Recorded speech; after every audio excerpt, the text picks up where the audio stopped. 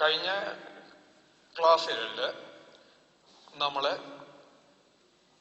Motion along a straight line അതാണ് പറഞ്ഞിരുന്നത്. അതിൽ നമ്മൾ യൂണിഫോം മോഷൻ, അതായത് motion with uniform velocity, uniformly accelerated motion, relative motion എന്നൊക്കെ പറഞ്ഞു അലോങ് എ സ്ട്രെയിറ്റ് ലൈൻ. ഇനി നമുക്ക് മോഷൻ അലോങ് എ പ്ലെയിനിൽ ഇത് പഠിക്കാം. Motion along a plane, description of motion along a plane. Describe ചെയ്യാന്ന് പറഞ്ഞാൽ അന്ന് തന്നെ പറഞ്ഞിരുന്നു, ഇപ്പോ അതിന്റെ സ്ഥാനം ഇവിടെയാണ്, ഇത്ര ടൈം കഴിഞ്ഞാൽ അതിന്റെ സ്ഥാനം എവിടെയായിരിക്കും, അതിന്റെ വെലോസിറ്റി എന്തായിരിക്കും, അങ്ങനത്തെ കാര്യങ്ങൾ പറഞ്ഞു കഴിഞ്ഞാൽ ഡിസ്ക്രിപ്ഷനായി. അങ്ങനെ motion along a straight line, motion along a plane, ഇതിനെ രണ്ടിനെയും ചേർത്തിട്ട് എനിക്ക് കീനമാറ്റിക്സ് എന്ന് വിളിക്കാം. കീനമാറ്റിക്സ്. അപ്പൊ ഇതില് ഡിസ്ക്രിപ്ഷൻ മാത്രമേ ഉള്ളൂ, മോഷനെ കുറിച്ച് വിവരിക്കാം. സ്ട്രെയിറ്റ് ലൈനിലുള്ള മോഷൻ ആവാം, അല്ലെങ്കിൽ ഒരു പ്ലെയിനിലുള്ള മോഷൻ ആവാം. അതിനെ കുറിച്ചുള്ള വിവരണം മാത്രമുള്ളതിനെ പറയുന്ന ആ ഭാഗത്തിനെ പറയുന്ന പേരാണ് കീനമാറ്റിക്സ്. അതില് എന്താണ് മോഷന് കാരണം എന്ന് ഉള്ളതിനെ കുറിച്ച് നമ്മൾ ആലോചിക്കണമെന്നില്ല.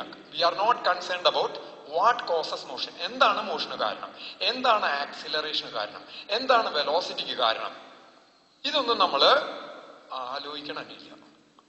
നമ്മൾ ഡിസ്ക്രൈബ് ചെയ്യുക മാത്രം ചെയ്യുന്നു. ഇതിനെയാണ് കീനമാറ്റിക്സ് എന്ന് പറയുന്നത്. ഇനി വാട്ട് കോസസ് മോഷൻ, എന്താണ് മോഷന് കാരണം, എന്താണ് ആക്സിലറേഷന് കാരണം, അങ്ങനെ ആ കാരണങ്ങളെ കുറിച്ച് ചിന്തിക്കുന്ന പാഠഭാഗത്തിനെ ഡൈനാമിക്സ്, ആ ടോപ്പിക്കിനെ ഡൈനാമിക്സ് എന്ന് പറയും. ഡൈനാമിക്സ്. അതിലാണ് ലോസ് ഓഫ് മോഷൻ, ചലനത്തിന്റെ നിയമങ്ങളൊക്കെ വരുന്നത്. ഇനി ഫോഴ്സ് ആക്ട് ചെയ്തിട്ടും, സാധാരണ നമുക്കറിയാം തള്ളുമ്പോഴാണ് നീങ്ങണത് ഒക്കെ അനുഭവമുണ്ട്.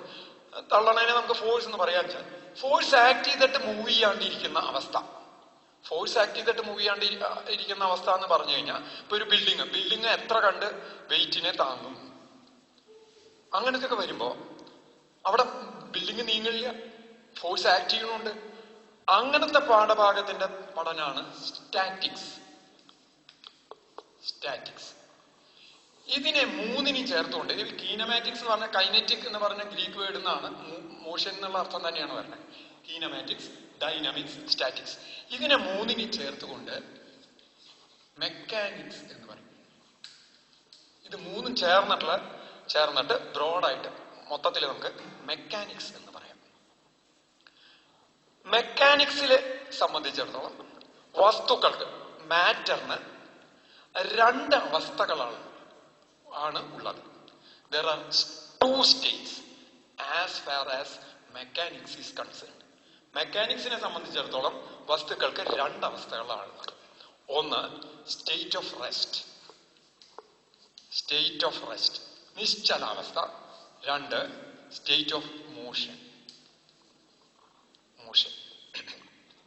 നിശ്ചലാവസ്ഥ, ചലനാവസ്ഥ. ഇങ്ങനെ രണ്ടവസ്ഥകളാണ് മെക്കാനിക്സിലുള്ളത്. റെസ്റ്റ് എന്ന് പറഞ്ഞാൽ നിശ്ചലം. ഇപ്പൊ ഈ box, this is in a state of rest. ഇതിപ്പോ നിശ്ചലാവസ്ഥയിലാണ് ഇരിക്കുന്നത്. In order to change its state of rest, ഈ റെസ്റ്റ് എന്നുള്ള അവസ്ഥ മാറ്റണമെങ്കിൽ, റെസ്റ്റ് എന്നുള്ള അവസ്ഥ മാറിക്കഴിഞ്ഞാൽ അത് മോഷൻ എന്നുള്ള അവസ്ഥയിലേക്ക് പോകും. ഒന്നുകിൽ മോഷൻ എന്നുള്ള അവസ്ഥ, അല്ലെങ്കിൽ റെസ്റ്റ് എന്നുള്ള അവസ്ഥ. ഈ രണ്ടവസ്ഥകളല്ലേ ഉണ്ടാവുള്ളൂ. അപ്പൊ ഈ അവസ്ഥ മാറ്റണമെങ്കിൽ we have to push it or pull it. ഒന്നുകിൽ തള്ളണം അല്ലെങ്കിൽ വലിക്കണം. ഈ പുഷ് ചെയ്യുക അല്ലെങ്കിൽ പുള്ള് ചെയ്യുക എന്നുള്ളതിനെ പൊതുവായിട്ട് നമുക്ക് ഫോഴ്സ് അപ്ലൈ ചെയ്യുക എന്ന് പറയാം.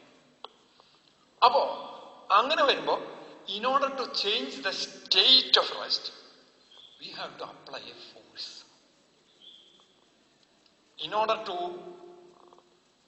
change the state of rest, we have to apply a force. കൂടുതൽ കൃത്യമായിട്ട് പറഞ്ഞാൽ an external force. പുറത്തുനിന്ന് തള്ളണം.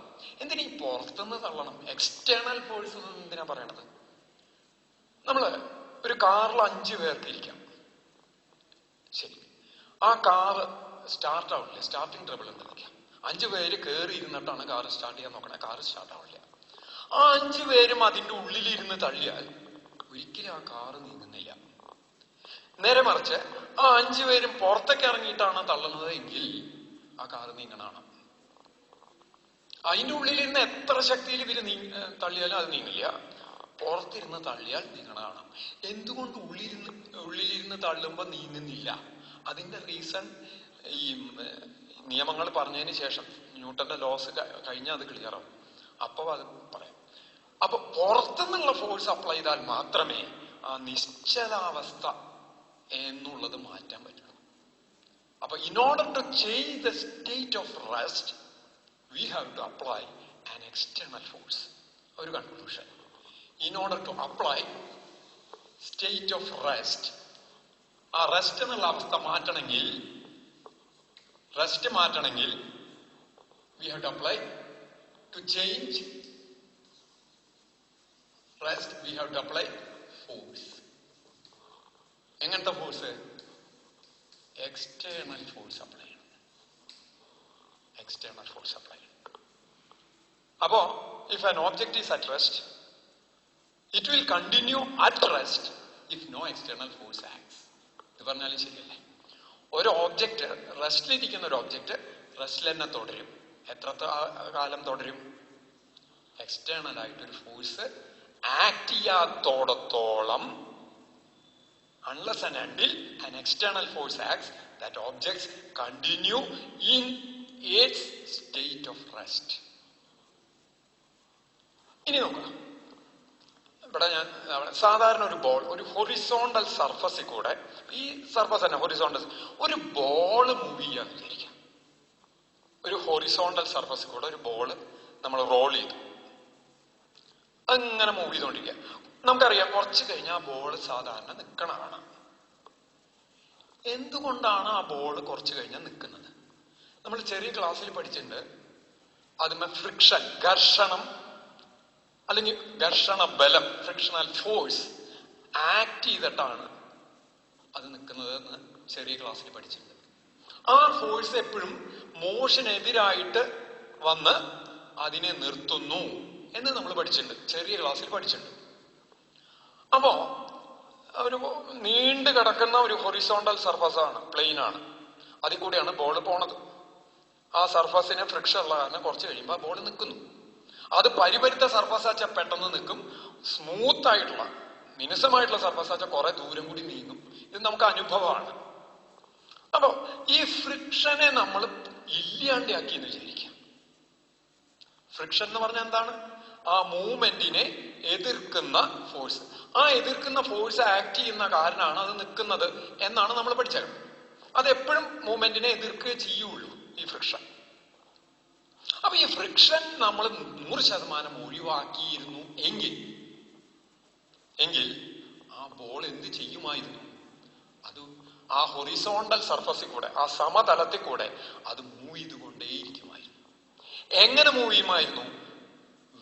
അതിന്റെ സ്പീഡ് ഒന്നായിട്ട് നിന്നുകൊണ്ട്, കോൺസ്റ്റന്റ് ആയിട്ട് നിന്നുകൊണ്ട്, അല്ലെങ്കിൽ സ്പീഡ് മാറാതെ നിന്നുകൊണ്ട് മൂവ് ചെയ്യായിരുന്നു. ഏത് ദിശയിൽ മൂവ് ചെയ്യായിരുന്നു? ആ പോകുന്ന അതേ ദിശയിൽ, ദിശ മാറാതെ മൂവ് ചെയ്യായിരുന്നു. ദിശ മാറാതെ ഒരേ സ്പീഡോടുകൂടി മൂവ് ചെയ്യുമ്പോൾ പറയുന്ന പേരാണ് മോഷൻ വിത്ത് യൂണിഫോം വെലോസിറ്റി, അല്ലെങ്കിൽ uniform motion.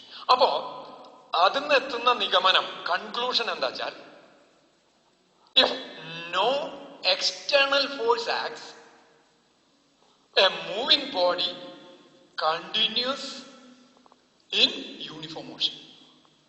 If no external force acts, a moving body continues uniform motion. എന്താ യൂണിഫോം മോഷൻ?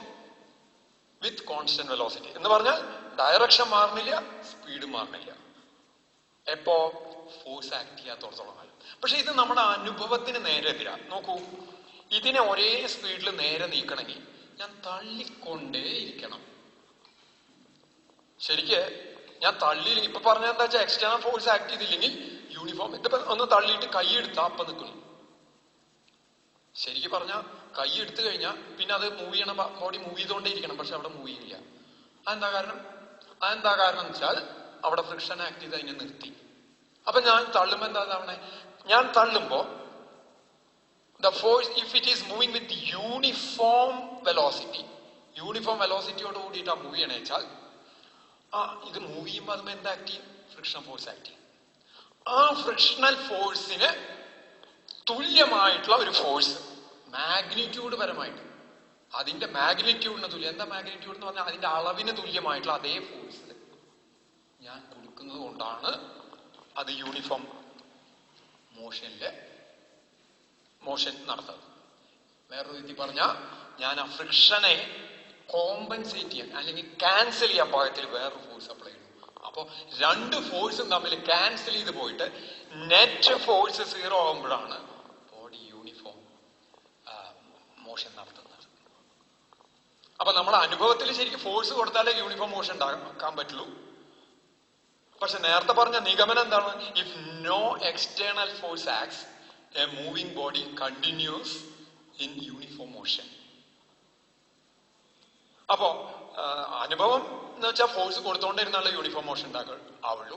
ഫോഴ്സ് കൊടുത്തോണ്ടേയിരിക്കുമ്പോൾ യൂണിഫോം മോഷൻ ഉണ്ടെങ്കിൽ ആ കൊടുക്കുന്ന ഫോഴ്സ് ഫ്രിക്ഷണൽ ഫോഴ്സിന് എക്സാക്ട്ലി മാഗ്നിറ്റ്യൂഡ് പരമായിട്ട് ഈക്വലും ഡയറക്ഷൻ എക്സാക്ട്ലി ഓപ്പോസിറ്റും ആയിരിക്കും. അപ്പോഴാണ് അത് ക്യാൻസൽ ചെയ്യുന്നത്. അപ്പൊ ആ രണ്ടാമത്തെ കൺക്ലൂഷൻ എടുത്താ എന്ത് രണ്ടാമത്തെ കൺക്ലൂഷൻ? അപ്പൊ മൂവിങ് ബോഡി ഇനി അപ്പൊ എന്താ പറഞ്ഞ ഒരു ബോഡി യൂണിഫോം മോഷൻ എക്സിക്യൂട്ട് ചെയ്യാൻ, യൂണിഫോം മോഷനിൽ ആവാൻ എന്ത് വേണം? No external force acts. അപ്പൊ എക്സ്റ്റേണൽ ഫോഴ്സ് ആക്ട് ചെയ്താൽ എന്തുണ്ടാവും? യൂണിഫോം മോഷൻ മാറും. യൂണിഫോം മോഷനിലുള്ള ഒരു ബോഡിയുമേ എക്സ്റ്റേണൽ ഫോഴ്സ് ആക്ട് ചെയ്താൽ അതിന്റെ യൂണിഫോം മോഷൻ ചേഞ്ച് ചെയ്യും. അപ്പൊ മോഷൻ എന്നുള്ള അവസ്ഥയില് എക്സ്റ്റേണൽ ഫോഴ്സ് ആക്ട് ചെയ്ത് വെച്ചാൽ യൂണിഫോം മോഷൻ മാറും. റെസ്റ്റിലിരിക്കുന്ന അവസ്ഥയിൽ എക്സ്റ്റേണൽ ഫോഴ്സ് ആക്ട് ചെയ്താൽ റെസ്റ്റ് മാറും. അപ്പോ എക്സ്റ്റേണൽ ഫോഴ്സ് ആക്ട് ചെയ്താൽ യൂണിഫോം മോഷനും മാറും, റെസ്റ്റ് എന്നുള്ള അവസ്ഥയും മാറും. മോഷൻ എന്നുള്ള അവസ്ഥയിൽ മാറ്റം വരാം, റെസ്റ്റ് എന്നുള്ള അവസ്ഥയിൽ മാറ്റം വരും. റൈറ്റ്? ഇതിനെ രണ്ടിനെയും ചേർത്ത് ആദ്യം ഗലീലിയോ പിന്നെ ന്യൂട്ടൺ മോഡിഫൈ ചെയ്തിട്ടുള്ളതാണ് Newton's first law of motion. അപ്പൊ ഇതൊന്ന് ചേർത്ത് പറഞ്ഞു നോക്കാം. ഫസ്റ്റ് പാർട്ട് എന്താ? A body continues at rest if it is at rest. റെസ്റ്റിലാണെങ്കിൽ അത് റെസ്റ്റിൽ തന്നെ തുടരും. എത്രത്തോളത്തോളം, എത്ര വരെ? Unless an external force acts. External force act ചെയ്യാത്തോടത്തോളം റെസ്റ്റിലിരിക്കുന്ന ബോഡി റെസ്റ്റിൽ തുടരും. ഇനി രണ്ടാമത്തെ പാർട്ട് എന്താ? എക്സ്റ്റേണൽ ഫോഴ്സ് ആക്ട് ചെയ്യാത്തോടത്തോളം കാലം ഒരു മൂവ് ചെയ്യുന്ന ബോഡി യൂണിഫോം മോഷനിൽ തുടരും. യൂണിഫോം മോഷനിൽ തുടരും, കണ്ടിന്യൂസ്. അപ്പൊ ഇതിനെ രണ്ടും കൂടി ചേർത്ത് പറഞ്ഞാൽ എവരി ഓബ്ജക്റ്റ്, ഏത് ഓബ്ജക്റ്റ് ആയി, എവരി ഓബ്ജക്റ്റ് കണ്ടിന്യൂസ്, തുടരുന്നു. അതാണ് അതിലത്തെ പ്രധാന വാക്ക്, continues in a state of rest. ഒന്നുകിൽ റെസ്റ്റിൽ തുടരും, ഓർ യൂണിഫോം മോഷൻ. അതിനെ വേണമെങ്കിൽ uniform motion in a straight line, കുറച്ചും കൂടി വ്യക്തമാക്കാൻ uniform motion in a straight line എന്ന് പറയും. യൂണിഫോം മോഷൻ എന്ന് പറഞ്ഞാൽ uniform motion in a straight line തന്നെയാണ്. Uniform motion unless an external force acts on it. Every object continues in a state of rest, ഒന്നുകിൽ rest എന്നുള്ള അവസ്ഥ, or uniform motion unless, എങ്ങനെയല്ലെങ്കിൽ unless an external force act on it. External force act ചെയ്യാത്തോളം കാലം റെസ്റ്റിലിരിക്കുന്ന body റെസ്റ്റിൽ തുടരും, move ചെയ്യുന്ന ബോഡി യൂണിഫോം മോഷനിലായിരിക്കും. This is called Newton's first law, also known as Galileo's law എന്നും പറയാറുണ്ട്. ലോ ഓഫ് ഇനർഷ്യ എന്ന് പറയും. എന്താണ് ഈ ഇനർഷ്യ? അപ്പൊ നോക്കൂ, ഒരു വസ്തു എന്ന് പറഞ്ഞാൽ ഡെഡ് ഓബ്ജക്റ്റ്. ആ dead object external force act ചെയ്യാത്തോടത്തോളം കാലം ഏതവസ്ഥയിലാണോ ആ അവസ്ഥയിൽ തന്നെ തുടരും. അതിന് സ്വന്തമായിട്ട് അതിന്റെ അവസ്ഥ മാറ്റാൻ പറ്റില്ല. ഇവിടെ അവസ്ഥ എന്ന് പറയുമ്പോൾ രണ്ടവസ്ഥകളാണ്. മെക്കാനിക്സ് ആണ് പറയണത്. രണ്ടവസ്ഥകളാണുള്ളത്. റെസ്റ്റ്, നിശ്ചലാവസ്ഥ, ചലനാവസ്ഥ. State of rest, state of motion. ഇത് ഇപ്പൊ ഏത് അവസ്ഥയിലാണ് ആ അവസ്ഥയിലെ ഡെഡ് ഓബ്ജക്ട്സിനെ തുടരാൻ പറ്റുള്ളൂ. The property of an object to continue in its state of rest or uniform motion unless an external force acts is called inertia.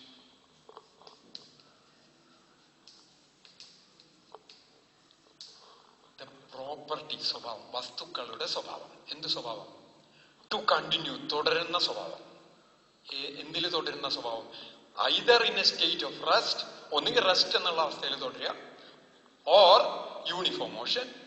എപ്പോ? ഏതുവരെ? Unless an external force acts. പുറമേ നിന്നൊരു ഫോഴ്സ് ആക്ട് ചെയ്യാത്തോടത്തോളം കാലം റെസ്റ്റിലോ അല്ലെങ്കിൽ യൂണിഫോം മോഷനിലോ തുടരുന്ന ആ വസ്തുക്കളുടെ സ്വഭാവത്തിനെ പറയുന്ന പേരാണ് ഇനർഷ്യ. ഇനർഷ്യ അത് മാറ്ററിന്റെ ഒരു ഇനബിലിറ്റിയാണ്, കഴിവുകേടാണ്. സ്വയം മാറാൻ പറ്റില്ല, സ്വന്തം അവസ്ഥയിൽ നിന്ന് സ്വയം മാറാൻ പറ്റാത്ത ഇനബിലിറ്റി. അപ്പൊ ഇനർഷ്യ എന്ന് പറയുന്നത് ഏതവസ്ഥയിലാണോ ആ അവസ്ഥയിൽ തുടരാൻ ആഗ്രഹിക്കുന്നു, അതിനെ സ്റ്റേറ്റ് ചേഞ്ച് ഒപ്പോസിഷൻ, ആ അവസ്ഥയെ മാറുന്നതിനെ എതിർക്കുന്ന പ്രോപ്പർട്ടിയാണ് ഇനർഷ്യ. ഏതവസ്ഥയിലാണോ ആ അവസ്ഥയിൽ തുടരുന്നത് മാറണമെങ്കിൽ എന്ത് വേണം? ഫോഴ്സ് ആക്ട് ചെയ്യണം. അപ്പൊ അതിനെ ഒപ്പോസ് ചെയ്യുന്നതല്ലേ ഇനർഷ്യ എന്ന് പറയുന്നത്. ഏതിനെ? സ്റ്റേറ്റ് ചേഞ്ച് ഒപ്പോസിഷൻ പ്രോപ്പർട്ടിയാണ് inertia. Inertia is a state change opposition property. ഇനി ഒരു ഉദാഹരണം എടുക്കാം. ഒരു കാറ് റെസ്റ്റിൽ കിടക്കണം, അതിനെ തള്ളി നീക്കാൻ, അത് റെസ്റ്റിലാണ്, ആ റെസ്റ്റ് എന്നുള്ള അവസ്ഥ മാറ്റാൻ ഒരു 4-5 പേര് തള്ളി അതായത് 2 പേര് തള്ളി മാറും. മറിച്ച് ഒരു ലോറിയെ, അതേപോലെ റെസ്റ്റിൽ കിടക്കുന്ന ഒരു ലോറിയെ സ്റ്റാർട്ട് ചെയ്യാണ്ട് നീക്കണമെങ്കിൽ, ന്യൂട്രലിട്ട് നീക്കണമെങ്കിൽ ഈ 2 പേര് തള്ളിയ നീങ്ങില്ല. കാരണം ലോറിക്കുള്ള വ്യത്യാസം എന്താ വെച്ചാൽ കാറിനേക്കാൾ കൂടുതൽ മാസ് ഉണ്ട് ലോറിക്ക്. അപ്പൊ ലോറിയുടെ മാസ് വളരെ കൂടുതലാണ്, അതിന്റെ അവസ്ഥയെ ചേഞ്ച് ചെയ്യാൻ കൂടുതൽ ഫോഴ്സ് കൊടുക്കണം. The more the mass, the more force we have to apply to change the state. കൂടുതൽ ഫോഴ്സ് കൊടുക്കണം. മാസ് കുറവുള്ളതെന്ന് വെച്ചാൽ കുറവ് ഫോഴ്സ് കൊടുത്താൽ സ്റ്റേറ്റ് ചേഞ്ച് ചെയ്യാം. അപ്പൊ നമുക്ക് അതിന് എത്തുന്ന ഒരു കൺക്ലൂഷൻ എന്താ വെച്ചാൽ the more the mass, the more will be the inertia. Inertia എന്ന് പറഞ്ഞാൽ എന്താ? സ്റ്റേറ്റ് ചേഞ്ചിനെ ഒപ്പോസ് ചെയ്യുന്ന പ്രോപ്പർട്ടി. റെസ്റ്റ് എന്നുള്ള അവസ്ഥയിൽ നിന്ന് നമ്മൾ മാറ്റാനാണ് ഫോഴ്സ് കൊടുക്കണേ, അതിനെ ഒപ്പോസ് ചെയ്യുന്നതാണ് ഇനർഷ്യ. അപ്പൊ അത് മാസ് കൂടിയനല്ലേ, അപ്പൊ അത് കൂടുതൽ, ലോറിക്ക് മാസ് കൂടിയത് കാരണം അതിന്റെ സ്റ്റേറ്റ് മാറ്റാൻ കൂടുതൽ ഫോഴ്സ് കൊടുക്കണം. അപ്പൊ അതിന്റെ ഇനർഷ്യ കൂടുതലാണ്. The more the mass, the more will be inertia. Or inertia, mass is a measure of inertia of an object. Mass is a measure of, mass എന്ന് പറഞ്ഞ amount of matter ആണ് contained in a substance. Mass is a measure of inertia of an object. എത്ര inertia ഉണ്ട് എന്നുള്ളതിനെ measure ചെയ്യാൻ mass measure ചെയ്താൽ മതി. The more the mass, the more will be inertia. അപ്പൊ ഇനി വീണ്ടും ആ ലോയിലേക്ക് ഒന്നും കൂടി വരിക. എന്താ ഫസ്റ്റ് ലോ പറഞ്ഞ? Every object continues in a state of rest or uniform motion unless an external force acts. External force act ചെയ്യാത്തോടത്തോളം റെസ്റ്റിലിരിക്കുന്ന ഓബ്ജെക്ട് റെസ്റ്റിലിരിക്കും, മൂവ് ചെയ്യുന്ന ഓബ്ജെക്ട് യൂണിഫോം മോഷനിലായിരിക്കും. അപ്പൊ എന്താ ഫോഴ്സ്? അപ്പൊ ഇതിന്ന് നേരെ തിരിച്ചു പറഞ്ഞാൽ ഫോഴ്സിന്റെ നിർവചനമാവില്ലേ? Force is that which changes, force is that which changes the state of rest or uniform motion. Force is that which changes the state of rest or uniform motion. Force അതാണ് എന്ത്? Uniform മോഷനെയോ അല്ലെങ്കിൽ റെസ്റ്റിനെയോ change ചെയ്യിക്കുന്ന എന്തോ അതാണ് force. പക്ഷെ ഇത് ഈ പറയുന്ന സാധനം കംപ്ലീറ്റ് അല്ല. ഇപ്പൊ നോക്കൂ, ഇതിനെങ്ങനെ ഞാൻ തള്ളുമ്പോഴേക്കും ഇതിന്റെ സ്റ്റേറ്റ് ഓഫ് റെസ്റ്റ് മാറുന്നുണ്ട്, ഇതിനെ കൂടുതൽ ഫോഴ്സ് അപ്ലൈ ചെയ്ത് മാറുന്നുണ്ട്. നേരെ മറിച്ച് ഈ ചുമരുമ്പോ ഞാൻ തള്ളുമ്പോ ഇതിന്റെ സ്റ്റേറ്റ് ഓഫ് റെസ്റ്റ് മാറുന്നില്ല. അതുകൊണ്ട് ഞാൻ അവിടെ ഫോഴ്സ് അപ്ലൈ ചെയ്യണില്ല അല്ലെങ്കിൽ അവിടെ തള്ളില്ല എന്ന് പറയാൻ പറ്റുമോ? പറ്റില്ല. ഫോഴ്സ് അപ്ലൈ ചെയ്യുന്നുണ്ട്. അപ്പൊ നേരത്തെ പറഞ്ഞ ഡെഫിനിഷൻ പ്രകാരം ഈ തള്ളുമ്പോ ഇത് മൂവ് ചെയ്യണില്ല, അപ്പൊ അവിടെ ഫോഴ്സ് അപ്ലൈ ചെയ്യണില്ല എന്ന് വരുന്നുണ്ട്. അത് ശരിയാവില്ല. ഇവിടെയും ഞാൻ ഫോഴ്സ് അപ്ലൈ ചെയ്യുന്നുണ്ട്, അതും കൂടി ഇൻക്ലൂഡ് ചെയ്യണം. എങ്ങനെ ഇൻക്ലൂഡ് ചെയ്യാം? ഇപ്പൊ ഞാൻ ഇങ്ങനെ തള്ളുമ്പോ ശരിക്കും ആ ഒരു ആ വാളിന് അങ്ങോട്ട് മൂവ് ചെയ്യാനുള്ള ടെൻഡൻസി ഉണ്ട്, അങ്ങോട്ട് മൂവ് ചെയ്യാനുള്ള ഒരു പ്രേരണയുണ്ട്. പക്ഷെ വേറെ ഫോഴ്സുകൾ അത് നടക്കണില്ല എന്നേ ഉള്ളൂ. പ്രേരണയുണ്ട്, ഇല്ല എന്ന് പറയാൻ പറ്റില്ല. ടെൻഡൻസി ഉണ്ട്. അപ്പൊ അതും കൂടി ചേർത്ത് പറയാച്ചാൽ force is that which changes the state of rest or uniform motion, or force is that which changes or tends to change. Change ചെയ്യുന്നതോ ചേഞ്ച് ചെയ്യാൻ പ്രേരിപ്പിക്കുന്നതോ. Force is that which changes or tends to change the state of rest or uniform motion. ഇതാണ് ഫോഴ്സിന്റെ കൃത്യമായിട്ടുള്ള definition. Force is that which changes or tends to change the state of rest or uniform motion. ഇപ്പൊ നമ്മള് inertia എന്താന്ന് പറഞ്ഞു, force എന്താ പറഞ്ഞു, ന്യൂട്ടന്റെ ഫസ്റ്റ് ലോ ഒന്ന് തുടങ്ങി. ഇനി നമുക്ക് ഈ ഫോഴ്സിന്റെ മാഗ്നിറ്റ്യൂഡ് എന്താ, ഡയറക്ഷൻ എങ്ങനെയാണ് എന്നുള്ളതൊക്കെയാണ്. That is Newton second law, which we will take in the next class.